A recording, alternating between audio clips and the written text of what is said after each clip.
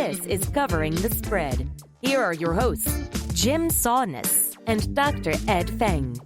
What is going on, everybody? Welcome on into Covering the Spread. It is the sports betting podcast on the FanDuel Podcast Network. Looking for some value in the lines over at FanDuel Sportsbook. My name is Jim Saunders. I am a senior writer and analyst for numberFire.com. Joined here, as always, by Ed Feng of the PowerRank.com. Ed, week 2 of the preseason is about to get underway tonight. Very exciting time for sports bettors, for DFS players like myself.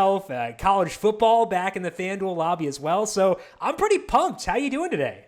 I'm doing great. I'm pumped too. I'm really digging deep on a lot of college football and NFL teams and looking at numbers and understanding context and trying to predict what's going to happen in 2019. And that is no small task. So it's good that the offseason is as long as it is, because we need all that time to digest, and then we just get blitzed with all this information in the month of August. And you have to keep up with all that, and it's tough.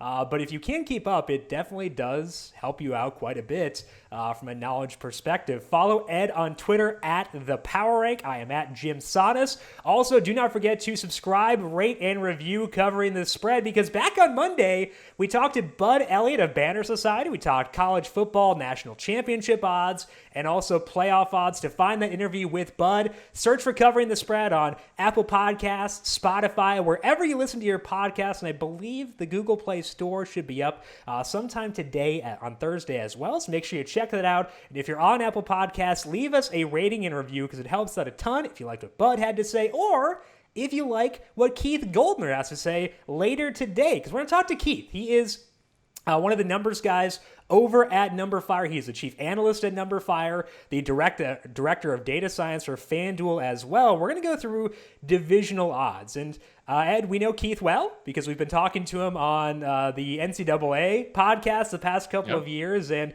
I'm excited to hear what he has to say about 2019. And you keep kicking his butt in those March Madness tournaments too, so that's always a good thing. I mean, I'm not going to bring that up today because I don't want Keith to get mad at me. I like Keith, but we can talk about that here because Keith won't hear it, so we're good. I'm good. Exactly. I got to get 3 years this March, so no pressure at this point. Yeah, no pressure. I gotta tell you, man. I mean, it takes luck and skill to win every year, so you can't necessarily count on 3 in a row. But I can guarantee the luck is there. I'll tell you that right now. The luck has been readily apparent. Next week, a bit of a different schedule for Covering the Spread. Usually we try to record the Monday podcast around 2:30, but we're going to record that one a little bit later on Monday night. So if you are around Monday evening, it will probably not be up in time for your drive time on Monday night unless you're on the West Coast. But we're going to talk U.S. Open and tennis betting with Whale Capper. And because I know nothing about tennis betting, I don't know if Ed does, we're going to go through a lot of process-based stuff. But it should be a lot of fun, Ed, and I feel like it'll make me appreciate the U.S. Open more once it starts. Yeah, absolutely. I'm looking forward to that as well. All right, that'll be on Monday, but first we're going to talk to Keith Goldner in just 1 second. And if you want to get in on the action, check out the FanDuel Sportsbook and place your first bet today. If you lose, FanDuel will give you up to a $500 refund in site credit. Visit sportsbook.fanduel.com for more details. Terms and conditions apply. Must be 21 plus and physically present in New Jersey or Pennsylvania. Gambling problem? Call 1-800-GAMBLER, and we'll talk plenty about the Eagles with Keith. He is an Eagles fan. In just 1 second, you can follow Keith on Twitter at Keith Goldner. Let's bring on Keith to talk NFL division winners for 2019. Covering the present. Let's bring Keith Goldner into Covering the Spread. And Keith, the band is back together because we've had you and Ed and me on our NCAA tournament podcast the past 3 years. Now we're here to talk football. How are you doing today?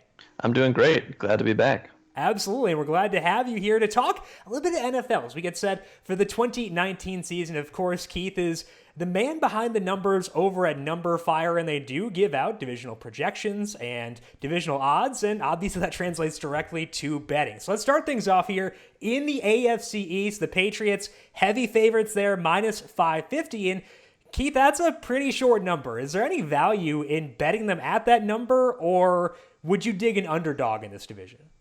I don't think there's really any value in betting them at that number. I mean, the Patriots are going to win this division, but I think at numberFire we have them around 70%, which It's probably a little bit low considering who else is in the division. We have a little bit of value on the Bills, actually. They're at like plus 1,100, which is under 10%. We have them around 15 or 16%. So I might go in that direction just if I was going to. But I think generally I'd be staying away from the AFC East. It seems fairly efficient. And just like even before we get into a lot of this stuff, one thing you'll find with these kind of markets is the juice is pretty huge. So you need to have a good amount of value to really be making a selection here. Yeah, especially with the Patriots, and it's a long time to tie up your bankroll, and if there's not a lot of value in it, then it makes a lot of sense. With the Bills, it seems like their defense is probably the key driver behind them being favored in the odds. Is that kind of what you're seeing in their numbers as well? Yeah, I think they're just a little underrated. I mean, I don't think they're a great team or anything like that, but based on their performance and efficiency metrics, I just think they have a little bit better of a shot than what the sportsbook is giving them. And a big part of that is just the huge, heavy public favorites of the Patriots. Yeah, and you also have Josh Allen at quarterback, which certainly doesn't help. Keith, I did want to ask you, I mean, I got to think you have New England near the top of the NFL and the three other teams near the bottom of the NFL. And you said it was about 70% that the Patriots win the division? Yeah, we have the Patriots as the number one team, highest division odds at right around 70%. So I'm just thinking, like, I mean, your division probability can't really get much higher than 70%, right? At this point in the season, in the sense that, you can only make certain assumptions about how good the best team is, how bad the worst teams are. I would say it could probably get a little bit higher. We did not have the Patriots as our top team last year, even though they won the Super Bowl. But yeah, 70% is about as high as you're going to get. One of the things that we bake into our season simulations is a good deal of uncertainty, because in the NFL, because of injuries or just the small sample size, the year-to-year variance in terms of winning games and winning the division is pretty high. So that's why you'll also see a lot of value in some of these conferences on, especially when it's like a pretty competitive division, on like the lower ranked teams, because the variance is so high. Yeah, year by year, things change so much, especially with the Patriots, too. There's a lot of change over there. So even though numberFire's algorithms do like the Patriots quite a bit, it makes sense that even at 550, probably just not enough there to dive in. Let's move now to the AFC North. And Keith, you were talking about how competitive divisions can sometimes give some value to the underdogs. And this one seems to be pretty close. The Browns are plus 135. Steelers are plus 170. The Ravens plus 280. So those three teams grouped pretty closely here. Who does numberFire's algorithms have taking this one, and is there any betting value on any of those teams, or even the Bengals? I probably wouldn't bet them myself, but what do they say about the AFC North here? Yeah, so numberFire has the Steelers as the most likely to take the division. Obviously, there's a lot of public hype on the Browns, Baker Mayfield, Odell Beckham train. We have them as third most likely. The most value we have is on the Ravens, and actually, I think that the line has shifted from a lot of sharp action because of that. It used to be like longer odds, and now it's like plus 280, I think, which is 26%. We have them at about 30% to win the division. Like you said, I think there's a little bit of value on Cincy. We have them at about 10 or 12% to win the division, and I'm not sure what their odds at, but I'm sure it's significantly lower than that based on the other three teams there. Yeah, they're 20-1, and I don't think personally I'd take that given all the injuries that they've had, but it does make a lot of sense. So the Browns in general, Keith, are the algorithms lower on them than the public seems to be? Because they've been a talked about offense basically ever since midway through last year. Yeah, I think you'll see there's a lot of hype around it, and it obviously could play out. But in terms of the raw efficiency metrics and how they performed last year, you got to make some estimates for bringing new people into the system. But we think it's a little overhyped. Yeah, and I think, well, and Pittsburgh's such a well-run organization in general. I mean, they still have a great quarterback in Roethlisberger, had a pretty good defense for a while, and pretty unlucky to not make the playoffs. They would have been one of my favorites heading to the Super Bowl had they just actually made the playoffs. So, I think there's a lot to like there. I definitely trust your numbers on that. Keith, I wanted to ask you about the AFC South, where all four teams are 600 or plus 600 or shorter. Colts earlier this week was minus 105. Do you like them or any other teams in that division? No, I'm a little surprised by the Colts odds being so high. I know it's moved because of the Luck injury concerns, but like Houston won the division last year, and they're at plus 270, I think, which is like 27%. We have them at like 32% to take the division. And Tennessee is really low. They're at plus 550. Again, this is historically a very tight division where anybody can win at any given year. So I think there's a little bit of value on Houston and Tennessee. And Indy's the one team that I would just be completely avoiding in terms of making that bet. Just broadly with Indy, we have this ambiguity around Andrew Luck and not knowing if he'll even be available for week number 1. As a bettor, would you be staying away from the Colts, not just for the divisional odds, but in general until we know more about what Luck's status may be? Yeah, I mean, that could open up some market inefficiencies in terms of the other way. So you can definitely make educated guesses one way or the other. But based on how heavy the public seems to be favoring the Colts in that division, I would think I wouldn't be picking them to do too much. Clearly, the hype around the Titans here all revolves around the greatest quarterback in football, Marcus Mariota, too. Of course. Yes, absolutely. And the Colts have a huge amount of questions on the defensive side of the ball, so definitely interested to see how that plays out. Keith, let's go over to the AFC West. A lot of people see this as a two-team race with the Chiefs at minus 155, the clear favorite. Los Angeles Chargers at plus 170. Do you like these two teams, or maybe some potential value on the Broncos and the Raiders?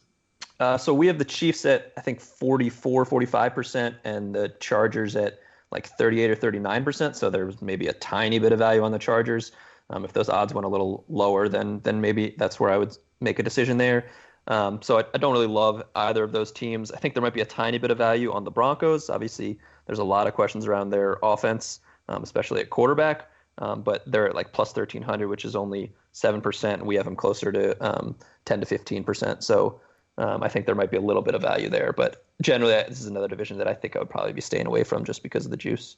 And right. And the other thing, too, is like when there are two good teams like that at the top, it's going to make it harder for things to shake out in favor of those underdogs. And if you see the best value in the underdogs, then it's probably going to push you away from betting that division. So I think it makes a lot of sense. I do like the Chargers. I think they're interesting, but I think the thought process there is pretty sound too. Right. Yeah. I think the underdog bet makes more sense when there's a little more parity in the division, and this it's a little more polarized. So not a great situation. Maybe a little bit of parity in the NFC North then. Let's move there. They've got 3 teams with playoff aspirations here. We got the Bears, Packers, Vikings. The odds super tight for all 3. So just straight up, Keith, before we talk about the odds, who is the favorite based on numberFire's algorithms to win the NFC North? We have it really close between the top 3, but we have the Bears as well at 36%. I think we have the Vikings and Packers both around 27%, and then the Lions down around 9 or 10%. So we have the Bears most likely to win it. In terms of value, I think I would just be avoiding everything here. The lines seem fairly efficient, and again with the VIG, it's not a great place to be looking. Right, and if you have all 3 of them bunched together, but they're also there from an odds perspective, then it makes a lot of sense you would want to stay away. The Vikings, you mentioned them being second. Do they tempt you at all, or would you need their odds to lengthen a bit before you dove in? Yeah, they're still. I mean, the sportsbook has it at 32%, and we have them at like 27%, so it's still pretty far off. Right. Yeah, I mean, I think the Packers are a very interesting team in this division. I mean, there's been so much made of Aaron Rodgers and his new coach, yada, yada, yada. But I think what doesn't get talked about is the dude's been hurt the last 2 years. And, I mean, how much is that going to I think that's the main thing that's going to help that team. And, they got a lot of young pieces in the secondary that, could all come together. They were hurt a lot last year. So an interesting team. But where do your numbers have the Packers ranked? Let me take a quick look. Just in terms of division odds or overall? Or just in terms of where they are in the NFL. Just if you had that. We currently have them ranked 13th. Okay. So middle of the league. Okay. Yeah, a little bit lower than I'd expect, but it's just a tough division, man. And I think that makes it harder to bet too when there are that many good teams and at least I would say 2 good quarterbacks. Well, 3, I guess, if you put Matthew Stafford in there. Well, we won't discuss the Bears quarterback, but regardless, tough division for sure. Another tough division, but maybe a bit more top heavy, is the NFC East. And Keith, a division I'm sure near and dear to your heart, being from near Philadelphia, the NFC East, another two-team race here, Eagles and Cowboys. Eagles are minus 125, Cowboys plus 150. We're going to take your Eagles thoughts out of here, Keith, and look at what the numbers say. Any leanings here, any value in those numbers between the two teams? So between those top teams, no real value. I mean, obviously the Eagles are going to win the division, but in terms of the raw probabilities, I don't think there's much value there. I have seen the NFC East be close far too many times to not think that anybody could win the division. And I think, honestly, the most value here is probably on the Giants. They're at plus 1,200, which is like 8%, and we have them around 13%. And again, just because of the way that division tends to go, obviously there's huge quarterback questions and offense questions there. But I think that's where the most value is there, which is interesting given the public. Being a lot of the sportsbook lines being New York centric.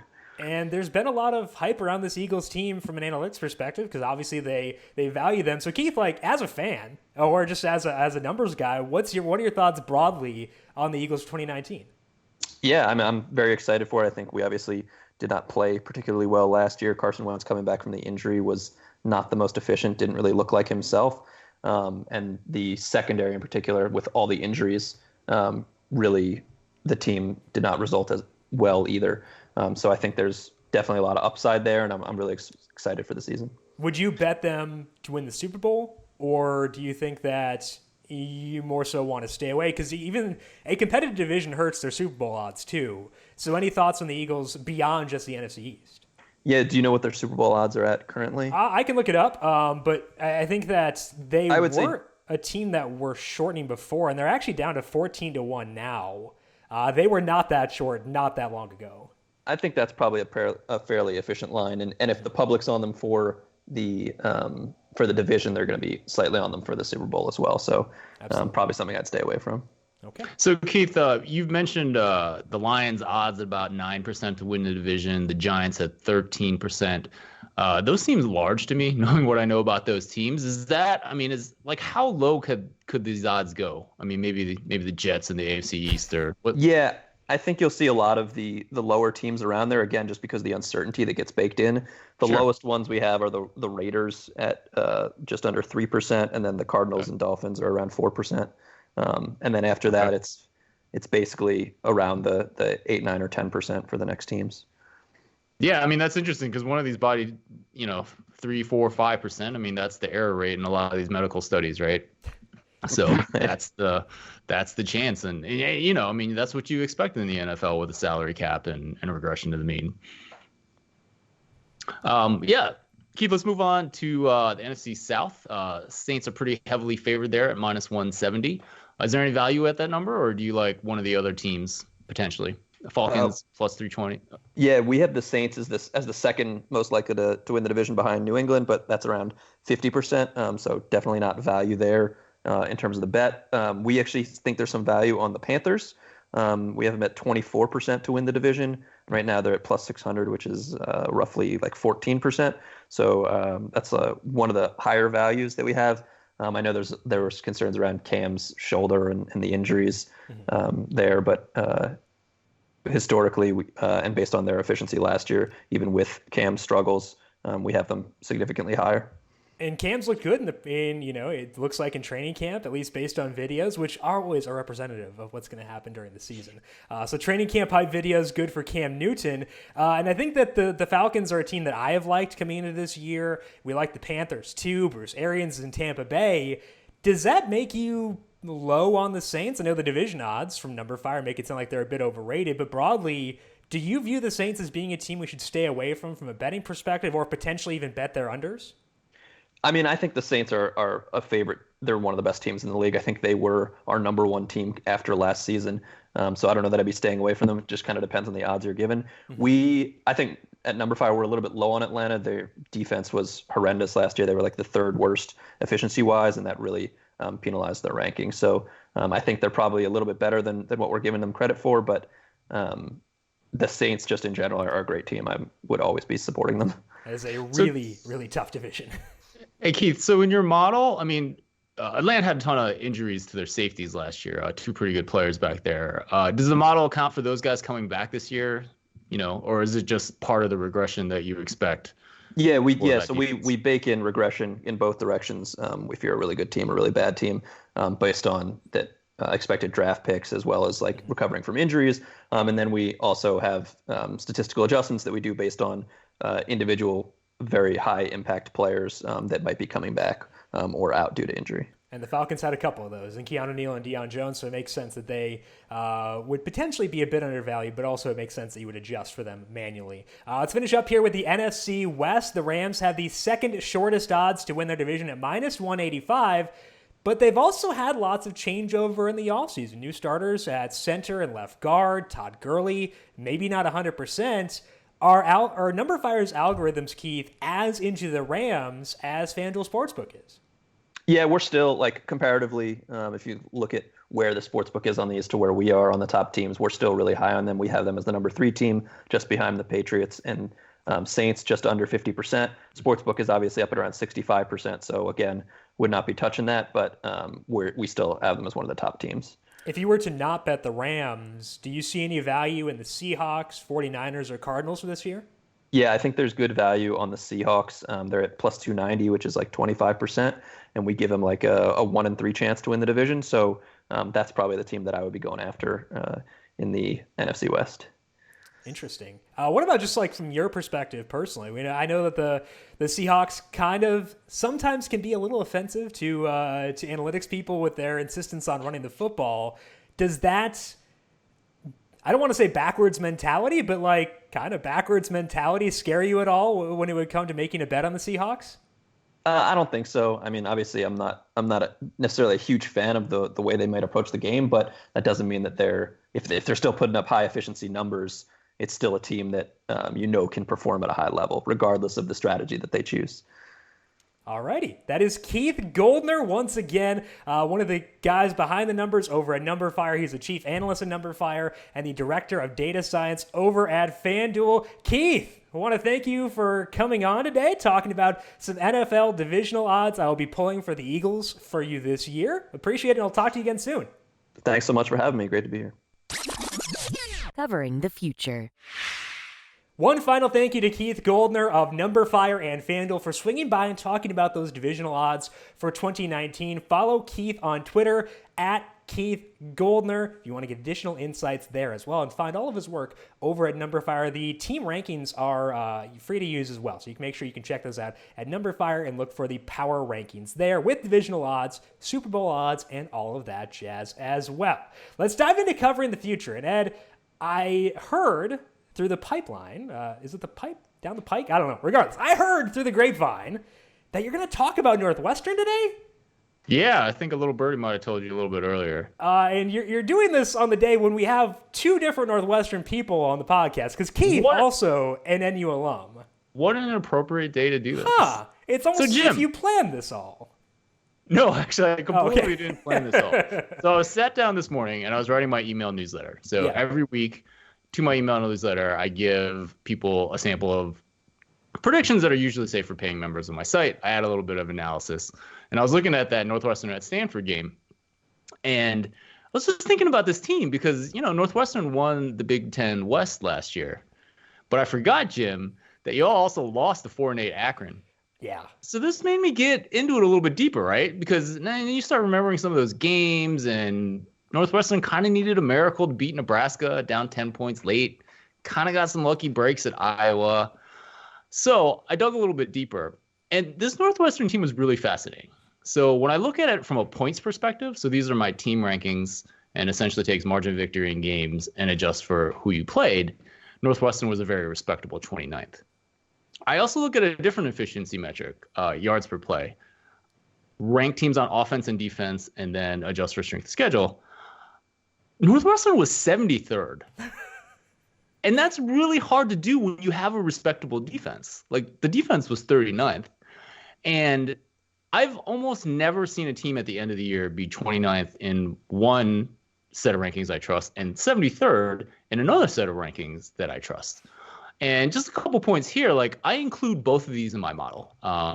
Usually teams are much closer in these rankings, but they're different here, and they're picking up different signals, right? So, when you're looking at margin of victory in games, you're picking up signal from like turnovers, and there's a lot of randomness in turnovers, but we're also learning more and more about there's some things that you can prevent in terms of turnovers, especially throwing interceptions. And that's what the team rankings will pick up.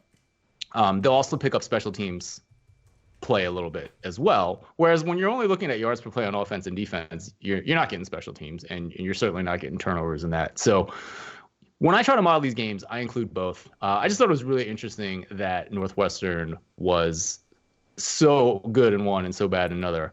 But I do have to say, Jim, that the one that goes into my preseason model is that points-based model where you guys look really good. The one that doesn't go into the model is the 73rd. So I'm feeling a lot better about Stanford minus 6.5.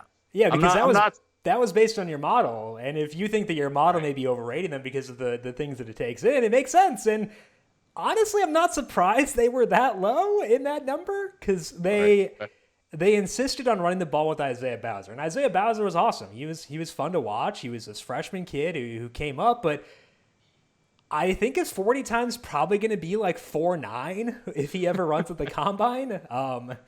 He's not the fleetest of foot, I would say. Jim, you could run a 4.9. I could not. I can guarantee you that. You could run a 4.9. Yeah. I don't know if I can run a 5.9 at this point. So I think that that makes a lot of sense because they decided to go with this, like, it was a kind of a run-heavy attack. Clayton Thorson didn't play that well. And this year, they're returning 2 starting offensive linemen. And they do have Hunter Johnson. That's pretty exciting. He's this big-time recruit at Clemson and transferred because Trevor Lawrence is apparently good. But, like, I was listening to, we had Bud Elliott on the podcast Monday. He was talking about his blue chip ratio with Stephen Godfrey on podcast Ain't Played Nobody, and they talked about how Bud tends to view transfers as damaged goods. And I think that that's a pretty accurate thing. Like, if you're transferring for a reason. I'm not saying you can't be good after you transfer, but your odds of being good are not as high. Like, if you give me a 5-star in a vacuum and a 5-star who transferred, I'm going to pick the 5-star in a vacuum over the guy who transferred. So, like, I'm not saying Hunter Johnson won't be good, but I think that there is an extra degree of unknown that makes me pessimistic about Northwestern this year. Well, I mean, I think you got to put the transfers in context, right? Like, I'm much higher on a guy that was under Trevor Lawrence and wasn't as good as him than a guy that was, say, under Brian Lewerke at Michigan State, right? So I think there's a lot of context there. Obviously, this season, a lot depends on Hunter Johnson. And, I'm really fascinated to see what he does against Stanford that first game. I mean, I think that's looking like one of the best games of that opening weekend. That's a big test, yeah. Yeah. No, and just, I mean, looking at the college football landscape in general, week one, Oregon Auburn is going to be a great game, but that's one of the other games that I think really lights up the schedule that week. Absolutely. So it'll be a fun one. But yeah, I think that I think you're justified in feeling better about your I'm feeling like I don't really think 6.5 seems like a very fair point spread. So before, where I was thinking like, oh man, why did I give you the points? I was like, it should be legit, right? Can they win by a touchdown? Maybe not. So I could use a Stanford shirt too anyway. So if it happens, it happens. Well, maybe they land on 7 and we both get shirts or something. Right. Exactly. Do you have anything else you wanted to cover for today? Yeah, I wanted to talk briefly about the Kansas City Chiefs. Okay. We all know about how brilliant Pat Mahomes was last year. And you look at a season like that, and you have to expect regression when he gets into a sophomore year as a starter. And here's one place that it might happen. So Mahomes threw 12 picks last year. And so that was an interception rate of 2.1%. And that's good. I mean, that's below the NFL average of 2.4% last year. When I was looking at the Football Outsiders Almanac, Sports Info Solutions tracks how many interceptions get dropped. And defenders dropped 10 of his picks last year, which was tops in the NFL. So this is something where you're going to see a regression. Maybe they don't have quite the turnover luck. I mean, randomness plays a big role in turnovers, and obviously when a defender drops a pass, that's an aspect of randomness. So I just see that as one area where Mahomes could, regress. And, maybe he develops and he stops trying to throw so much into traffic and embraces the joy of throwing a ball away every once in a while. Or maybe that becomes where this offense isn't quite as efficient as it was in this past season. Also with Kansas City, I think the defense is really an issue. When I look at success rate adjusted for strength of schedule, they were 30th in the NFL last year. They were bad. They were worse against the run than they were against the pass, which I guess is a good thing. You want to be worse against the run because passing means so much more in the NFL. But there's a huge amount of change on that side of the ball as well. They bring in Frank Clark for the pass rush, but they lose Justin Houston. They lose Dee Ford. They lose Eric Berry. They still keep Chris Jones around and his 15.5 sacks from last year. But can the pass rush be as good this year? And can the secondary hold up? This is not a unit that really graded out very well in some of the places that I've looked at. When I look at NFL win totals, I'm always looking to go under those big totals, looking to go over the small totals, and really more just the regression of those top teams. Because if Pat Mahomes continues to play like he did last year, he's going to make he's going to make Peyton Manning look like Eli Manning. I mean, he was just that good last year. So I just don't think you can keep it up. The win total's at 10.5. I mean, you love going under 11, but that's nowhere to be found anymore. And it kind of depends on the price. FanDuel has it minus 135 to the under 10.5.